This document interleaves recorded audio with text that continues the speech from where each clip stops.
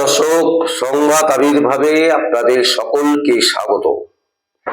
আমরা বারবার দেখছি যে কলকাতা হাইকোর্টের বিচারপতিগণ এবং বেশ কয়েকটি বিচারপতিগণ তারা কিন্তু রীতিমতো কিভাবে শাসন করতে হবে, কিভাবে কোর্টে আসা উচিত, এই ধরনের বক্তব্য কিন্তু বারবার তারা রাখছেন। আমরা যেটা দেখতে পাচ্ছি যে লাইভ একেবারে যেটা ধরা পড়েছে সেটা হচ্ছে অস্বাস্থ্যকর পরিবেশ। একদম স্পষ্ট মাননীয় বিচারপতি অমৃতা সিনহা তিনি বলছেন যে হাত ধুয়ে আসুন। হাইকোর্টে একেবারে কড়া নির্দেশ দিচ্ছেন মাননীয় বিচারপতি। নিয়োগ দুর্নীতি থেকে শুরু করে ভোট পরবর্তী হিংসা, একাধিক গুরুত্বপূর্ণ মামলার কড়া ও তাৎপর্যপূর্ণ রায়ে সাক্ষী থেকেছে কলকাতা হাইকোর্ট। কখনো কঠোর নির্দেশ, আবার কখনো মানবিক দৃষ্টিভঙ্গি, এই দুইয়েরই নজির রেখেছে বিভিন্ন বিচারপতি। এবার হাইকোর্টের এক শুনানির মাঝে দৃশ্য নেট মাধ্যমে ভাইরাল হয়েছে। সেই দৃশ্য নিয়ে শুরু হয়েছে জোর চর্চা। নিয়োগ দুর্নীতি মামলায় কেন্দ্রীয় সংস্থার তদন্তের নির্দেশ। প্রায় 26,000 চাকরি বাতিল হয়েছে। 21-এর ভোট পরবর্তী হিংসার মামলায় সিবিআই তদন্ত, এই সব উল্লেখ রয়েছে রায়ে। কলকাতা হাইকোর্টের লাইভ স্ট্রিমের ফলে এখন প্রতিদিনের বক্তব্য থেকে আইনজীবীদের সওয়াল জবাব সবটাই সরাসরি দেখতে পাচ্ছে সাধারণ মানুষ। তো কি ঘটেছে হাইকোর্টে যে মাননীয় বিচারপতি অমৃতা সিনহা এই ধরনের ঘটনা, এই ধরনের কথা বলছেন? ঠিক তেমনি সম্প্রতি হাইকোর্টে একটি মামলা শুনানির সময় ঘটে যাওয়া একটি ঘটনা সামনে এসেছে।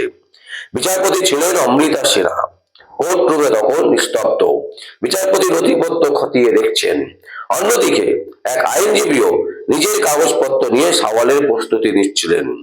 সেই সময় বিচারপতির চোখে পড়ে একটি বিষয়। ভাইরাল হওয়া ভিডিওতে দেখা যায় যে ওই আইনজীবী থুতু নিয়ে নথির পৃষ্ঠা উল্টোচ্ছিলেন। বিষয়টি নজরে আসতেই বিরক্তি প্রকাশ করেন বিচারপতি অমৃতা সিনহা। সঙ্গে সঙ্গে তিনি বলেন, দয়া করে থুতু দিয়ে পৃষ্ঠা উল্টাবেন না, এটা খুবই অস্বাস্থ্যকর, এটা করবেন না প্লিজ। বিচারপতির কথা শুনে ওই আইনজীবী সঙ্গে সঙ্গে বলেন, আই অ্যাম সরি। এখন প্রশ্ন হচ্ছে যে এই যে বিভিন্ন বিষয় নিয়ে বারবার করে মাননীয় বিচারপতি অমৃতা সিনহা একেবারে স্পষ্টত ইঙ্গিত দিয়ে দিচ্ছেন যে যেটা করা উচিত কলকাতা হাইকোর্টের কোর্ট রুমের ভেতরে, সেই জিনিস না করে অন্য কোনো জিনিস করা যাবে না, করা উচিত নয়। এই জিনিসগুলো কি শেখাতে হবে আইনজীবীদেরকে? যে থুতু দিয়ে তিনি একটার পর একটা পাতা উল্টোচ্ছেন মুখে থুতু নিয়ে, কেন এই ধরনের ঘটনা ঘটবে কলকাতা হাইকোর্টে? কি কারণে ঘটবে?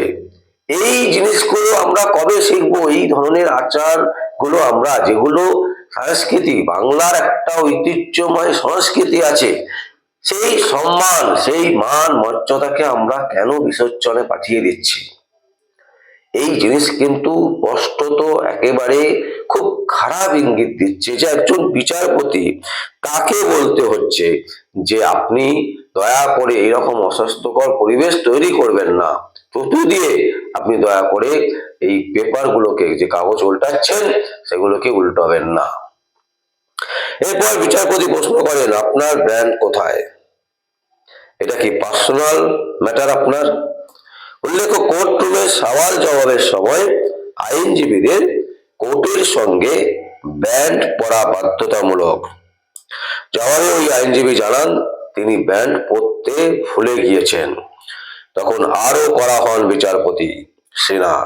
তিনি বলেন, চলে যান, আগে হাত ধুয়ে আসুন, না হলে আমি এই কেস এখন শুনবো না, আগে হস্ত ধুয়ে আসুন।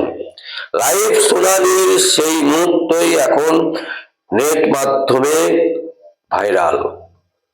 কোর্ট রুমের শৃঙ্খলা ও স্বাস্থ্যবিধি নিয়ে বিচারপতির এই স্পষ্ট বার্তা এখন নতুন করে আলোচনার কেন্দ্রবিন্দুতে। তো দর্শক, একজন আইনজীবী তিনি যদি তার যে আচার অনুষ্ঠান বলুন, মিনারিজম বলুন, বা যেগুলো কোর্ট চত্বরে করা উচিত নিয়ম শৃঙ্খলা, সেইগুলো তিনি যদি প্রথমেই না মানেন, তাহলে তিনি একজন বিচারপতি সাথে সওয়াল জবাব করবেন কিভাবে? ভারতবর্ষে আইনের ঊর্ধ্বে কেউ নয়, তাই আইনটাকে মানতে হবে। এবং তার সাথে আমি আইন প্রচুর জানি, কিন্তু আমার মধ্যে সেই শৃঙ্খলা বোধ, সেই আইনের ধারা, সেই রীতি নীতি, সেগুলো আমার মধ্যে নেই। এটা করা যাবে না, কারণ প্রত্যেকটা জায়গার একটা নির্দিষ্ট কিছু সিস্টেম আছে, নির্দিষ্ট কিছু ম্যানারিজম আছে, সেগুলোকে আমাদেরকে নিজেদের মধ্যে প্রয়োগ করতে হয়। স্কুলে যেমন বাচ্চারা যায়, তারা স্কুলের ড্রেস পরেই যায়, এমন নয় যে তারা অন্য কোনো ড্রেস পরে স্কুলে চলে যায়। তাই একজন আইনজীবী তার উচিত প্রথম থেকে যে ঠিকঠাক করে তিনি পোশাক পরে কোর্টরুমে ঢুকছেন কি ঢুকছেন না, এটা খুব ইম্পর্টেন্ট। কারণ একজন আইনজীবী সওয়াল জবাব করবেন বিচারপতির সাথে এবং বিরোধী পক্ষের সাথে, তাই তার পোশাক আশাক যদি সঠিকভাবে না থাকে, তাহলে যে দৃষ্টিকটু লাগে সেই জিনিস কিন্তু কলকাতা হাইকোর্টে চলতে দেওয়া যায় না। এটা একটা সুনাম অর্জন করা একটা জায়গা, সেই জায়গাকে এইভাবে মানে বারবার করে ধাক্কা মারা, এই জিনিস কিন্তু কোনো অবস্থাতেই মেনে নেওয়া যায় না।